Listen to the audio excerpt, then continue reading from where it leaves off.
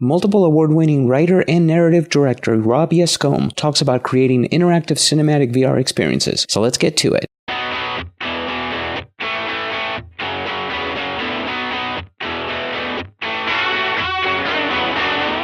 You are listening to the How to Create VR podcast, weekly conversations with VR professional creators, designers, and producers.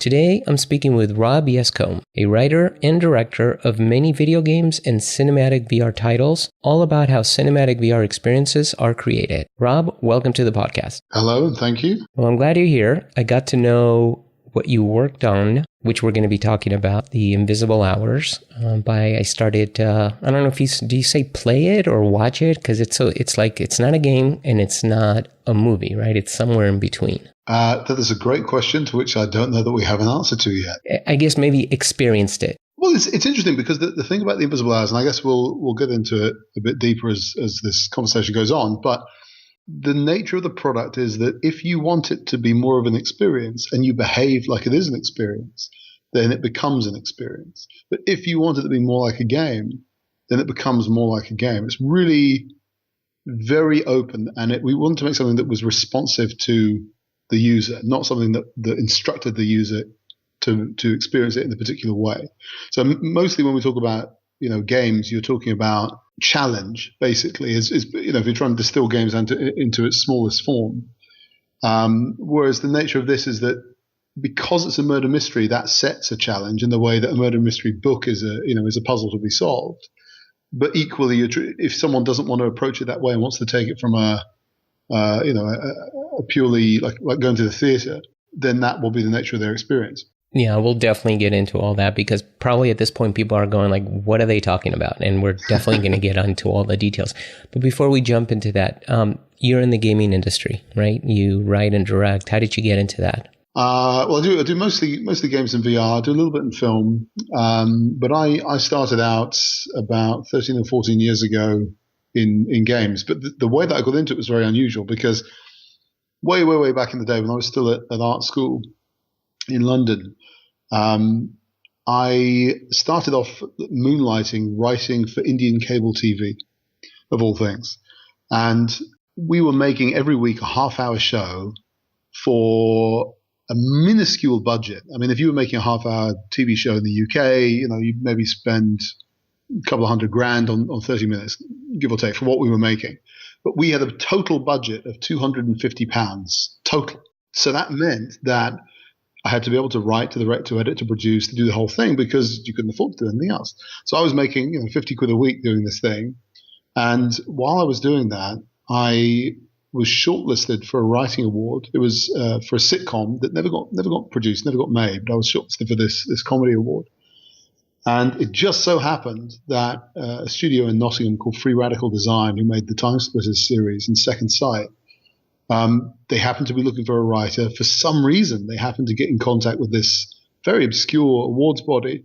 I was the only person under 50 that knew what the game was, and I went overnight from my £250 TV show to a $30 million game, which was quite a rude awakening because I went on to screw up that game quite hilariously. It was a very valuable lesson in how not to screw up a game. So for anyone listening that wants to get into games, I wouldn't necessarily recommend that as a route.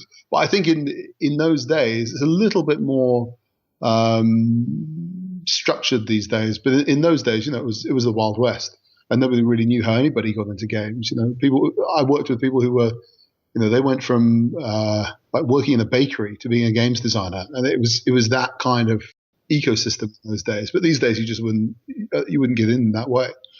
So yeah, I think the door to entering the games industry through that route is probably long and for the best closed now. I would imagine working with such a small budget with the Indian production company actually taught you a lot more than working with such a huge budget, I would think, in the gaming industry that you worked in. In a way, yes, and in a way, no. I mean, the truth is when I was hired for that initial game, the studio's plan was to keep me on for 6 weeks, but I ended up staying with that studio for 6 years. And the reason why I did is because I was interested in all departments and to see, I had the limited knowledge then, but I wanted to be a contributor in all those departments. I wanted to have the same holistic view of production that I had making Indian cable TV.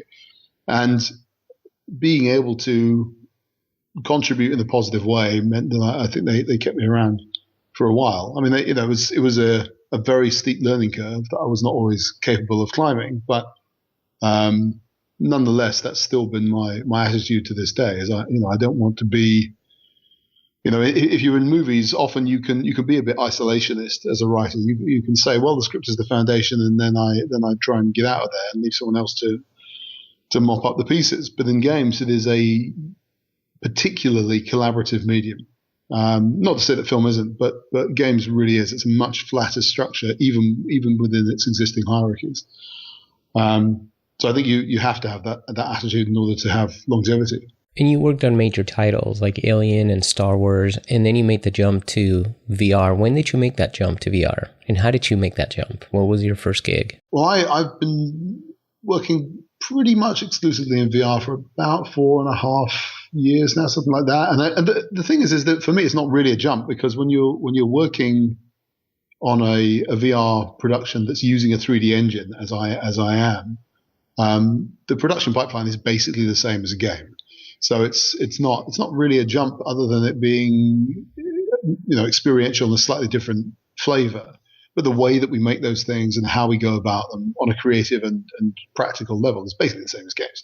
So, but my first gig was let's see, what was my first thing? Oh yeah, it was. So I'd just done a flat game with Tequila Works, so I made the Invisible Hours with, called Rhyme, which I thoroughly recommend for people to check out. And while I was doing that, I got introduced to a small team in San Francisco called Impulse Gear, who were working on a title for Sony that later would become a game of theirs called Farpoint, which is the first game to use the PSVR aim controller.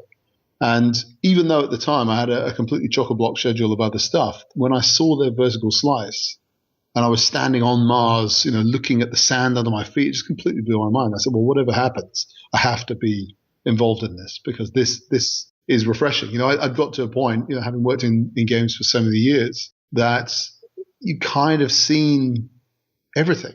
There isn't much that you haven't seen, even though games is full of variety.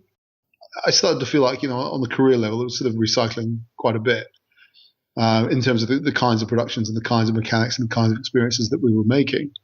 But suddenly in VR, things, mechanics that you would think were old and boring and done to death in flat games suddenly are imbued with vigor again. So yeah, for me, VR, for all the problems that it has in growing its user base in these early years, I mean, it is, to me, an inspirational medium that deserves to be supported. Do you feel this is the future of gaming? I'm reticent to say that anything's the future of anything, because I think that, people said, is TV the future of cinema? Are games the future of TV? Is VR the future of games? I think really it's more a matter of, is there room in people's schedules for something else? That's all that really matters, because I'm not interested in taking viewers away from flat games or taking viewers away from film or TV or whatever. I'm just interested in making sure there's enough people who have the time to play our products in order for us to keep making them. So I don't see it as competitive. I see it as collaborative, that we can all help each other. Right. Well, I got to tell you, I've never been a gamer myself. My kids are huge gamers. I got into VR and totally became a gamer, and now I'm playing all sorts of VR games, just because what I realized is what was missing for me was that experience of being in the game versus playing in front of a monitor.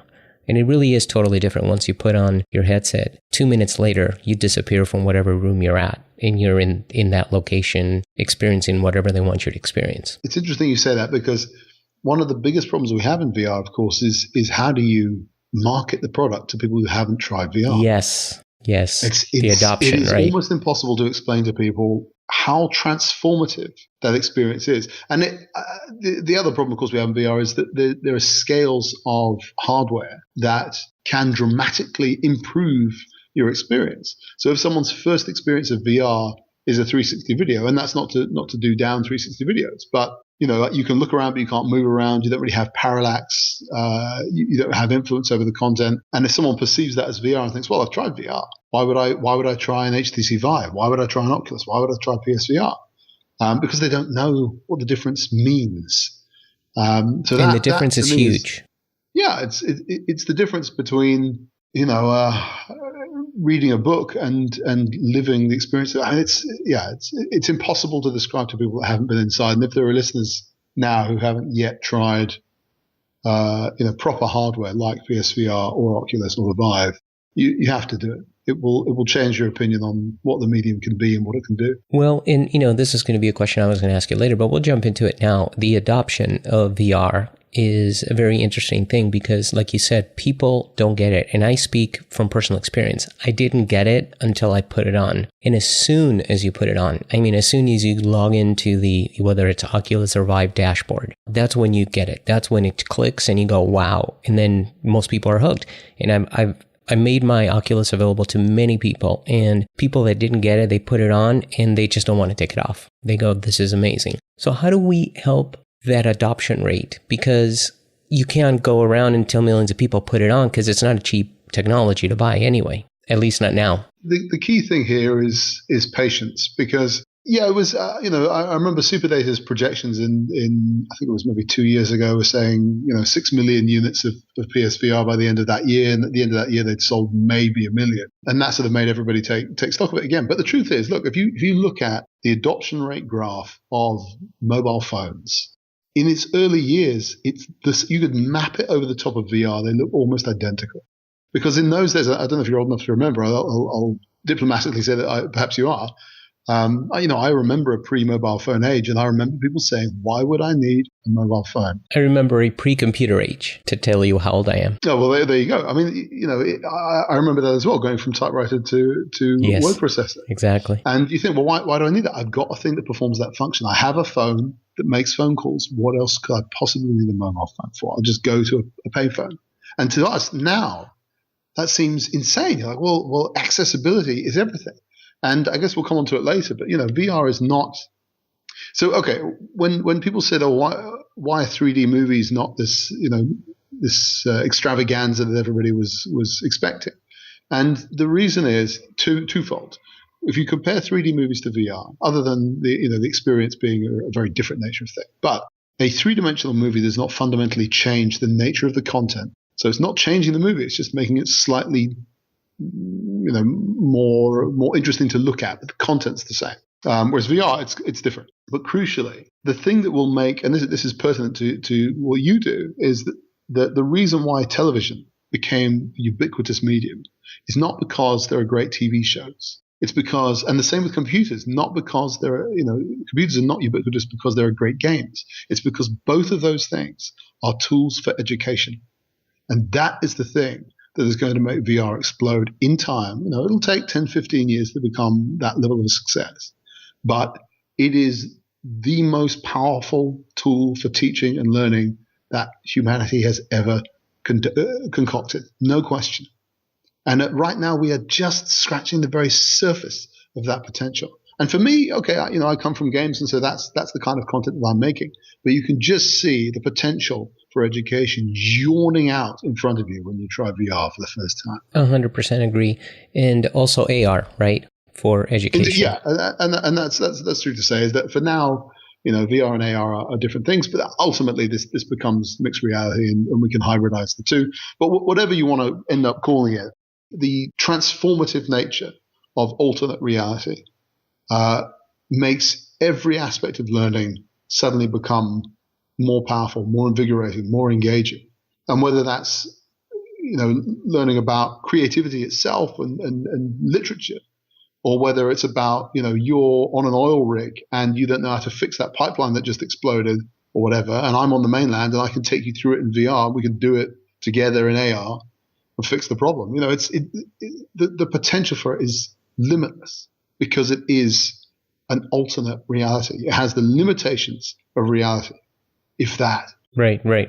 And the reality is of the gamification of training is huge. And in virtual reality, that it's something that could be easily implemented. For sure. And in these early days of e-learning and VR, gamification is a good thing and definitely something that will be useful to people. But even in these early days, you get a sort of bonus level of engagement just by virtue of it being in VR. It doesn't even necessarily need to be gamified yet. Just having a learning experience in VR is more interesting and more engaging than having the same exact experience in the physical world. Do you feel as hardware gets better, for example, untethered headsets, even really small headsets, or I'm a big fan of Black Mirrors, which is a TV show I think started in the UK, and now they have it on Netflix here, and they just launched season 4, and there's the first episode is actually about VR, and the guy puts on these little things on the temples of his head, and boom, he's in the game. There's no headset or anything, but he's completely, I mean, obviously that's way, way ahead in the future, but do you feel that hardware is sort of impediment right now to the adoption?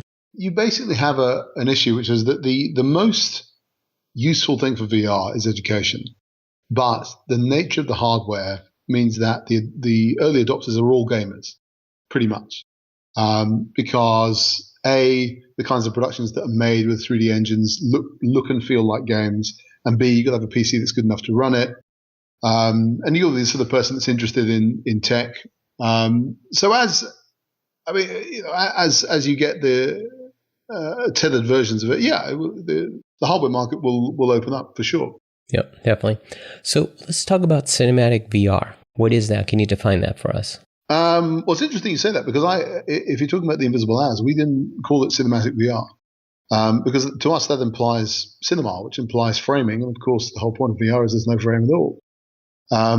For us, we named the structure, and we called it Spherical Narrative. And what that means is, so to the people who tuned in that aren't sure what the hell it is I've been talking about, basically every time you've watched a movie, it is basically mostly a straight line that's 2 hours long and somebody learns something about themselves. And that's what a movie's been for the last 120 years. And pretty much every time you've played a story-driven game, it's either a straight line or it's a series of branches, binary branches, left door, right door, upstairs, downstairs, kill someone and let them live, that kind of thing. But neither of those two structures are how story occurs in real life. And the way the story occurs in real life is that right now, as we are having this conversation, you're over in LA and I'm over in England. You, Marcelo, are the protagonist of your story, and I am a humble supporting character, and I'm happy to be it. But in the exact same unit of time, well, I am the protagonist of my story, and sorry, you're just the supporting character. And the people walking behind me past the window are background characters in both of our stories. But in the exact same unit of time, you and I are background characters in theirs. And all of those stories have to be perfectly synchronized and perfectly intersected in order for this moment in time to exist in this way. And we have never experienced that in film or television or games.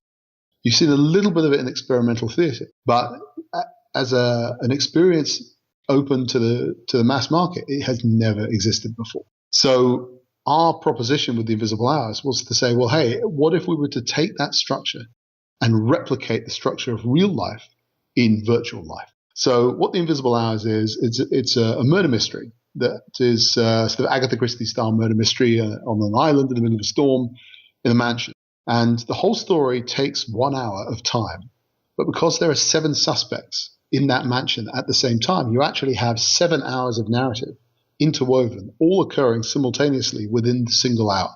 So what that means is that if you were to go upstairs to the attic and follow somebody that you think is suspicious, well, in that exact unit of time, you're missing what's happening in the basement, in the drawing room, in the dining room, in the main hall, in the bedroom, whatever. Your experience of the narrative changes completely based on how you behave, even though the story is always the same. Just like it is in real life. Things will be what they are. But if I look at you now as opposed to in 10 minutes' time, my perception of what kind of person you are might be completely changed based on what I see or what I don't see. So that's what we call a spherical narrative, is that it is built of all these different threads into this giant sort of bald web of simultaneous intersecting narrative. And what's interesting is you add a piece of interactivity that allows me as the viewer not only to follow whichever character I want, but also to pick up items and get more information about that story as well. Precisely, yeah. So in the Invisible Hours, you can go anywhere you want. You have complete control over space and time. You can watch the story backwards. You could watch scene 1, scene 300, scene 14, scene 34. Whatever order you want, forwards, backwards, sideways, doesn't matter. It will still form a cohesive narrative to you over time. And that's the way we approached it for people who are more game-like in their approach to it. For people who are coming to VR from a more sort of linear mentality, you can, and by the way, all the things you were saying there about being able to pick up notes and diaries and all that, that's all there for sort of game-type minds to explore it and dig into things as deep as they want to go. But if you're a person who wants a more passive experience, and I don't know whether you discovered this in your play of it, but if you point at any single character and say, I want to follow this particular person, you can stick to them. Right. Yep. So you can either have a version of this where you're sort of jumping around wherever you want, completely free form in space and time, or you can say, okay, I want to behave like I'm watching a movie. And then the experience becomes like a movie. So it adapts to you. It's not forcing you to do something. It's not forcing a challenge on you. All you have to do is behave the way you want to behave, and the product reforms itself around you. Right.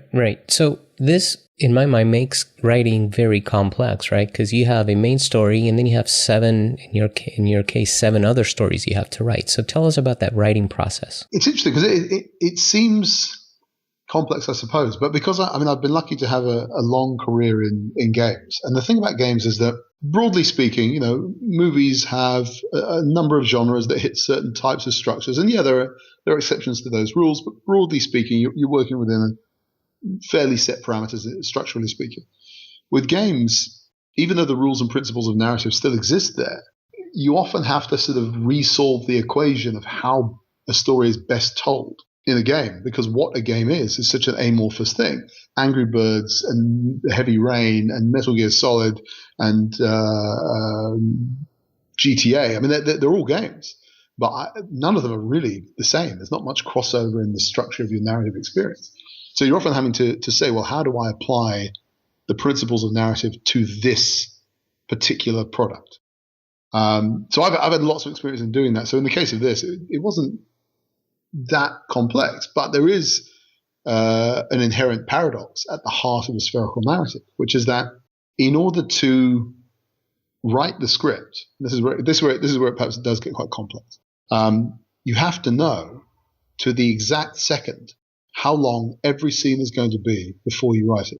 Because if you start to write something and you're just following your creative whim, you have no idea whether those things are going to fit together or not. So the big thing for us was to establish what I thought the broad strokes of the narrative were going to be, and then B, crucially, what the physical space was going to be. Because let's say you and I are characters in the scene right now, and at the end of this scene, you're going to go upstairs to the attic, and you have to interrupt a scene in the attic that you have to interrupt it, let's say 1 minute and 17 seconds into that scene. You've got to leave this scene that you're in with me 4 minutes and 3 seconds into our scene. Not only have I got to factor in those 2 independent times and where those scenes are positioned in time, but also if you're going up 3 flights of stairs, I have to factor in the distance, the speed that you're covering that distance, how much that impacts the time in our scene and the scene that follows, and all the other scenes that might shed out from those pieces, which does sound very complex, but really, experience in writing games was the key to it. It sounds unsurmountable, but really, just being inside a floor plan, knowing what you're trying to achieve, you can get there with time. Right, but you're also throwing in the fact that I could be distracted and start looking and wondering about, which I found myself doing that just because I was in awe with the space that you guys created, that I started looking at everything, and then I realized, oh no, I want to continue following this character. So that, taking that into account, it seems like that would make it a bit more complex as well. Okay, so the thing that film is best at is saying, look at this right now. Every shot you've ever seen is doing that. It's saying, look at this right now. And sometimes you see people trying to apply that mentality of film to VR. And at least in this kind of product, that's completely wrong. Because the most important thing you can have is not even understanding of the story. What's even more important than that is your agency, your freedom. Because the most important thing of all is that you feel that you own the experience. Because if you don't own it and I own it, then it might as well be a movie. And I'm wasting your time. So you must own it. So I want people to be distracted. I want them to miss stuff. I want them to be in the wrong place. Well, the truth is there is no wrong place because it's your experience. But to be in a place that they might miss a story beat and then figure it out at some other point. Because there is no set direction that you can experience that story that will break it. However you go through it, you're going to understand it enough to enjoy it. And if you stay with it long enough and really dig through everything, then you're going to have this, a completely unique experience of the same content that someone else experienced. For example, let's say, in fact, there's a scene in Invisible Hours where two characters are standing opposite each other. The character on the right looks like they're in charge of the scene. And if you're standing near that person, well, you'll think, well, that person's in charge of the scene. But if you're standing behind the other one, you realize, oh, wait, this person has a knife behind their back. And you and I might both have watched that scene, the exact same dialogue, the exact same action, but just by virtue of where we stood can change our perception of who those characters are and what their relationship is. And this is a great technique that we can use as e-learning professionals too, because usually when you're presented with a course, it's from one point of view only. And being able to present multiple points of view from different characters within your e-learning experience, such as, like you said, your different characters. You can, for example, if you're training somebody in sales, you can be the salesperson or you can be the customer, right, that you're selling to and understand their point of view from them versus from yours. Indeed. So how is storyboarding for this? I mean, was this, again, in my mind, it seems very complicated. Well, for us, storyboarding wasn't really the technique that we used because most of this was two-dimensional floor planning. So for us, we think of storyboarding as like in a movie, you're planning shots, not really planning narrative structure. The script is there to do that, at least predominantly. In this, the big thing for us was using an animatic because we need to be able to build an understanding of scene length and character speeds between scenes, and how those times correspond in the physical space. So we didn't storyboard anything. Everything was prevised as an animatic in 3D.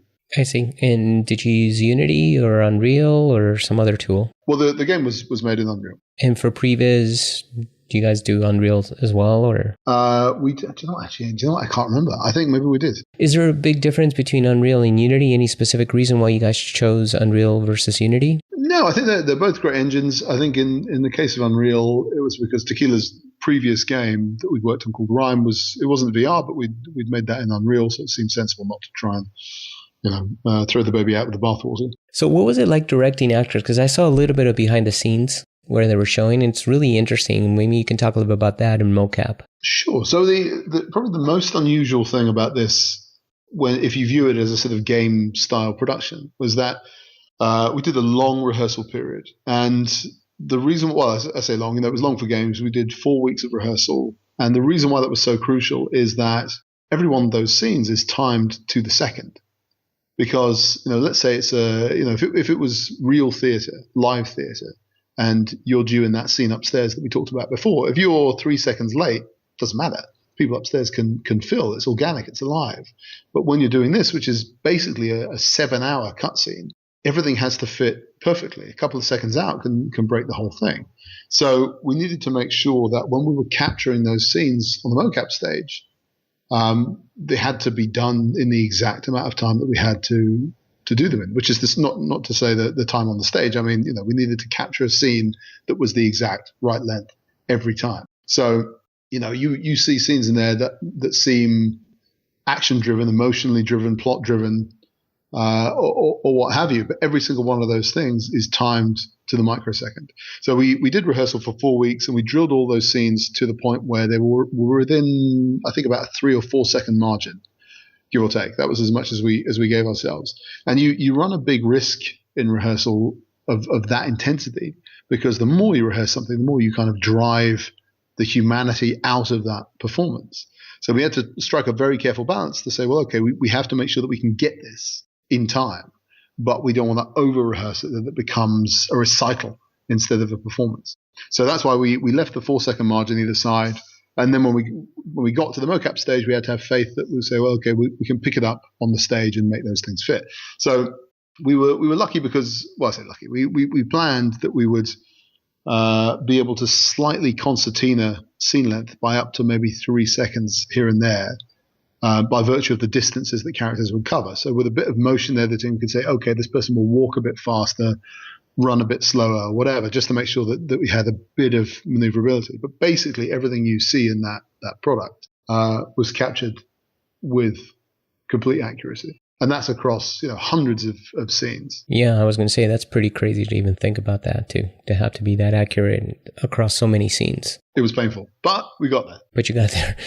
Were the actors VR trained? In other words, is it different for actors in VR versus non-VR games or movies? Well, no one had done VR before. I mean, this was, we started making that 3 years ago. So, at that point, hardly anyone had done anything in VR. Even production hadn't really done anything in VR. So the way that we approached it was I cast people who were a combination of very experienced theater actors and very experienced film actors. Because when you're acting for film, you're trying to perform within the frame, and the scale of your performance adjusts to the frame. When you're acting in theater, you're conscious of the round. You're conscious of, well, okay, how far does this performance need to reach? And in making VR, we had to sort of hybridize those two things because we can't guarantee where you're going to be because you can be anywhere. You can be looking up someone's nose, or you can be across the room, but we still want that performance to land. So actually, we began developing. It's not something you can do with much specificity by nature of the organic nature of the experience, but we were developing an acting style that meant that if we wanted to draw people in, we would subdue the performance. If we wanted to push people away, we'd make the performance bigger. So the way the actors use the space based on where we predicted people may or may not be during that scene means that where you felt you were jumping around to, you felt you were in control, but actually we're kind of psychoanalyzing you to say, okay, I think if this person does this and this person does this, this is going to make the viewer do this. So not we can't guarantee it, but that was something that we were trying to be conscious of as we were blocking those scenes. So what stood out in either phase, pre-production, production, or post, that was specific to VR, cinematic VR, that people should be aware of? Well, again, so for us, we didn't think of it as cinematic VR because we weren't operating within a framed format. But for Spherical Narrative, it was the big thing is in pre-production, making sure that all those pieces fit, and then in rehearsal, in that part of it, just drilling it to make sure that those pieces are going to fit. I mean, everything sort of outside of that is basically within the expected parameters of building a game in a 3D engine. So we had all the same normal challenges that you have making a game, but the things that were unique to this format was pre-planning everything in such minute detail, because you couldn't risk saying, oh well, we'll fix it later, because one problem that you think you've got to fix later is going to affect 7 hours of narrative and how those things intersect. So we knew that pre-production was the most important phase of this in terms of planning. So because this is more animation style, what's your thoughts on the future of live video? In other words, live action, but having the same interactivity and the ability to follow people. Do you think, number one, technology will get there, but do you think there will be a higher adoption when people start seeing more of a live action versus an animation kind of thing? There's a lot to unpack in that. I think that I don't necessarily think that live action will have a big impact on adoption. I think it's a useful tool for sure, but I don't think there's some big audience out there waiting for live action in order to buy a PC rig. However, having said that, I mean, we did look at volumetric capture as a potential solution early on, but at that point, things just weren't quite ready for us. And the big issue you have with volumetric and something like this is that if you're making hundreds and hundreds and hundreds of intersecting pieces, when you're working in motion capture and with 3D character models that are rigged, you can blend that motion together. You say, oh, I wish this was a half-second difference. Okay, I can do that in post. But if you're doing in volumetric and you can go anywhere at any time, I cannot change anything. And all those pieces need to fit together frame to frame. So let's say I want to blend you and I having this scene, and then you walk out into another room. Well, in physical space on the mocap stage, you're walking into a brick wall because that's where the end of the capture space is. So I know I'm going to have to stitch you walking into the next scene, which means that I have to make sure that there is absolutely no physical difference between you walking out of that scene and walking into the next. I can just overlay and no one will see that there's a cut. And because, if it's film, you can hide things, you can obscure things. But in VR, it's completely navigable. You cannot hide anything anywhere. Everything is always on screen. So you definitely could do this kind of thing technically with volumetrics. But the potential for human error it becomes exponentially increased. I think in time we will find some solution to those things, and there are already tools out there that are going in that direction. But it wasn't right for us at that point. Right. From a directing point of view, did you find yourself spending a lot of time in the headset during the production? I mean, did you have a headset to look at and review the footage and how it was going to translate to the Unreal Engine? Well, no, because when you're on the stage, that's the same as being in VR. So when we were shooting at the mocap stage, we didn't need to previs. We did a normal 2D previs just for character position like you do on a normal mocap stage. But you didn't need to jump into a headset because the people are physically there. What I'm doing is what I would do in the space. So in terms of shooting it, no, there was no need for a headset. But in terms of actually making the thing, yeah, there's if you're making content for VR, it's important that you look at what you're iterating on. But in that sense, artists and animators are spending more time in the headset than I am when I'm just reviewing a build. I see. So what amazed you the most about the whole VR process? Honestly, that we were able to do it. I mean, it's such an unusual production because, there are very, very, very, very, very few studios in the world that would have taken the creative and fiscal risk that Tequila Works took in getting behind this production. And, but that's their brand, is that these are guys who really believe in the artistry of games and make these beautiful products. But yeah, it was a huge risk. And I mean, the big thing for us is we hope that, like other people will look at this product and say, okay, there's another way to do things that might be embracing the medium in a more meaningful way. And that's not to do down all the other things that other people do. Those things are all well and good. But maybe what we've done here might become a foothold for someone who's been trying to figure out, well, how can I make someone feel something or learn something or experience something in a very specific way in VR? Maybe Spherical Narrative is the answer to that.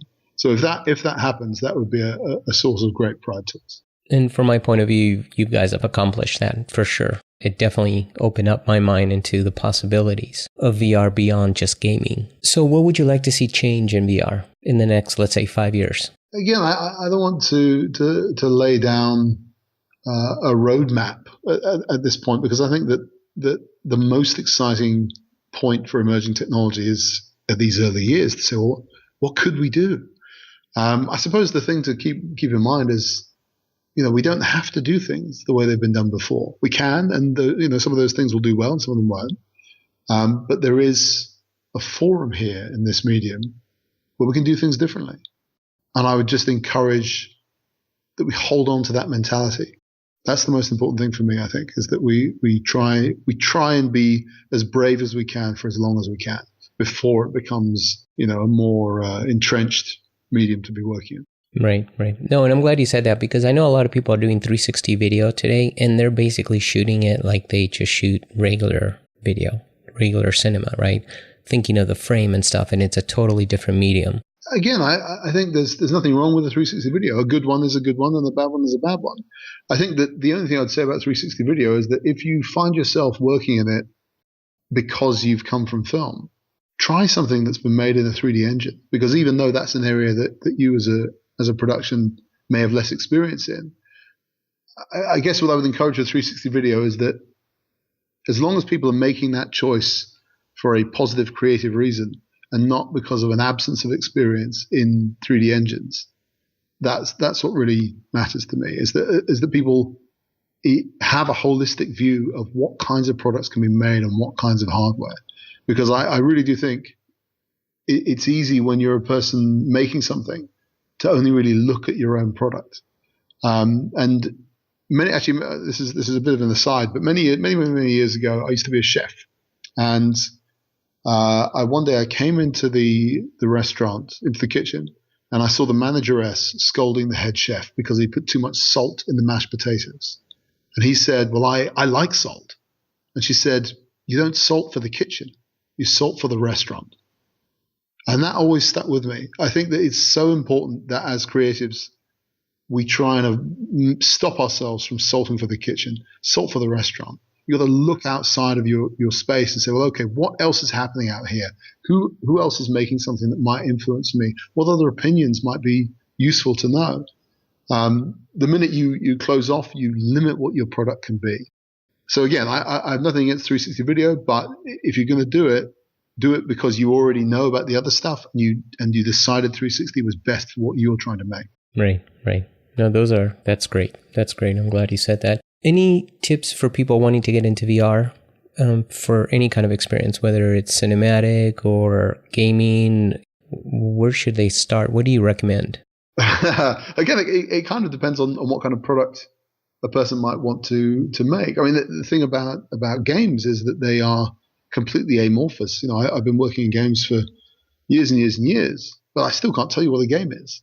I can tell you like, oh, there's maybe challenge involved and something. I'm not really maybe, but I cannot categorically tell you what the game is, even though I know one when I see one. So I think it's really a matter of saying, well, okay, what do you have a taste for? What do you have an interest in? What kinds of things have inspired you to investigate this line? And then play and experience the hell out of those things. Because ultimately you're going to learn by osmosis about the kinds of things you want to do, and eventually in time you'll start to naturally explore how those things are made, who's making those things, and how you might be an asset to them with your skill set. And if you don't have the skill set, where you can go to expand it. It's especially with emerging technology, you know, one has to be a bit of a detective about it and say, well, what do I think I need to learn? It's not necessarily for me to tell them what to do, because I don't know what they want to achieve. No, that's fair enough. And I think that's great. They should try everything. It doesn't matter. Don't get stuck on, oh, I'm only gaming or I want to watch a movie. Just try it all, because you will learn a little bit from each genre that you try within VR. Indeed. Any parting thoughts? Anything we missed that you would like to say? Oh boy. I mean, I could talk about it all day, because it's, you know, this is a medium that to me, even though we're in these fledgling years where it's a little unstable, a little unpredictable, I really do believe that if we give it the time, and I mean, meaningful time, 10, 15 years, this is going to be a huge, huge, huge market. But equally, if you're out there thinking about getting into VR, don't get overexcited. Don't overspend. Look at what the user base is and be realistic about what you can afford to spend and what you expect to get back from it. But creatively, there may not be millions upon millions of millions of pounds to be made in doing this. But creatively, this is a place where new things can still happen, really new things, and that I think is exhilarating. Yeah, definitely. This is definitely the future in my mind. So, well, I hope so. We'll find out. We'll find out. Well, Rob, thank you so much for being on the podcast today. I really appreciate it. My pleasure. Thank you for having me. If people want to get a hold of you, do you want to give an email or a URL, whatever you like? Probably the best way to find me is on Twitter, and I am at Rob Yescombe. Excellent. Well, thanks again, Rob, and to the rest of you, I'm glad you were here with me. And remember to subscribe and leave a review. So until the next one, I'm your host, Marcelo Lewin. Cheers, everyone.